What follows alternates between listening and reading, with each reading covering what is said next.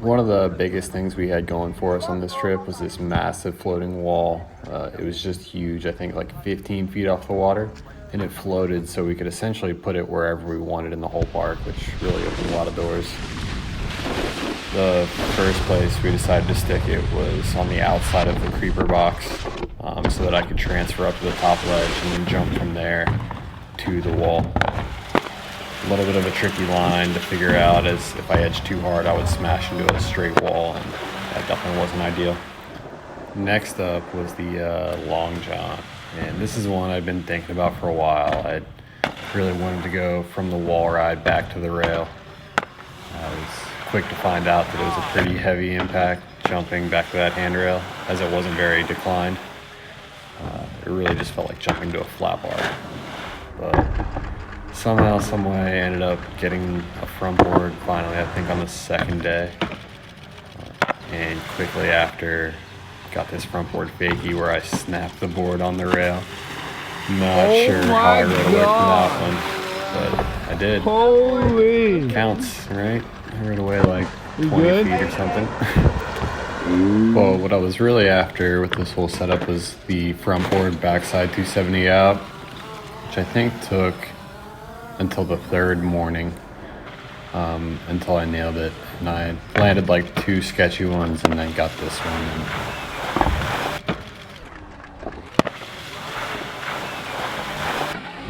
One that did make the cut, quick little backside 50-50 to frontside 50-50 rail to rail. Another setup we did was like the wall up against the handrail.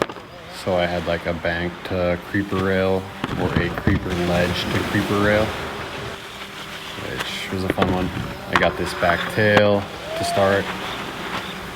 Took it to fakie here, but it was a little zeechy, so I didn't use it.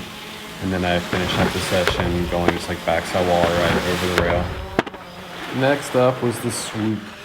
From the very beginning of designing this rail and watching it get built, I had always wanted to see if it was possible to gap all the way over to the rail, which I found out wasn't really possible with the speed that we could get the cable going, but I was able to make it to the little flat box on the side of the rail.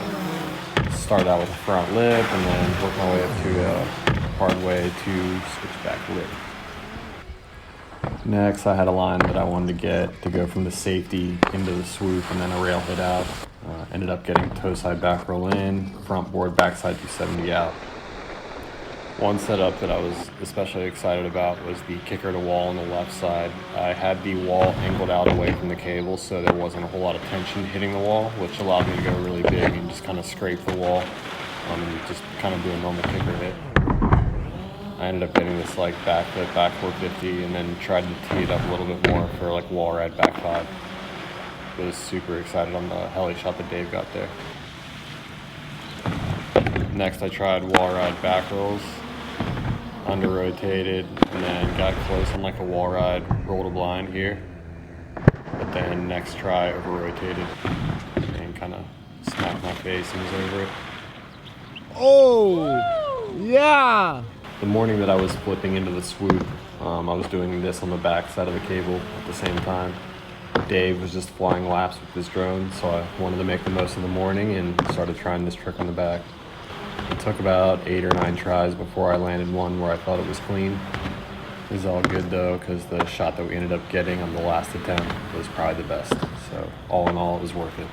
The wall made one public appearance on the right side of the cable, pretty far away from the kicker. I ended up getting that 180 sloppy landing and then the 180 360, but a little bit zeechy on the rail there, so I didn't use it.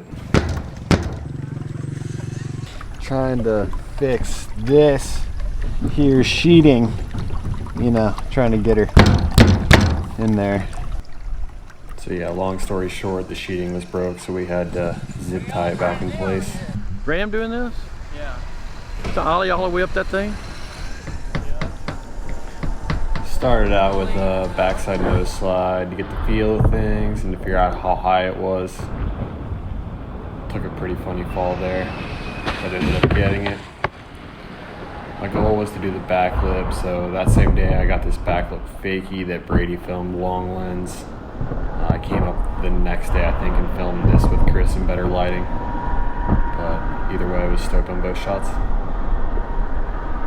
And to end at the mega gap, I had done front 3 and back 3 over this like 4 or 5 years ago. I'd always wanted to flip it. Went up there one day and tried Tantrum for like 30 or 40 minutes, couldn't land it clean. Tried Tantrum the blind and got it first try. Thanks for tuning in, and stay tuned for part 2. Massive thanks to Hyperlight Wakeboards, Trevor Maurer, El Rey, and Migs Villafuerte, and CWC Wake Park for all the amazing support. Part 2 coming soon. Stay tuned. I don't know.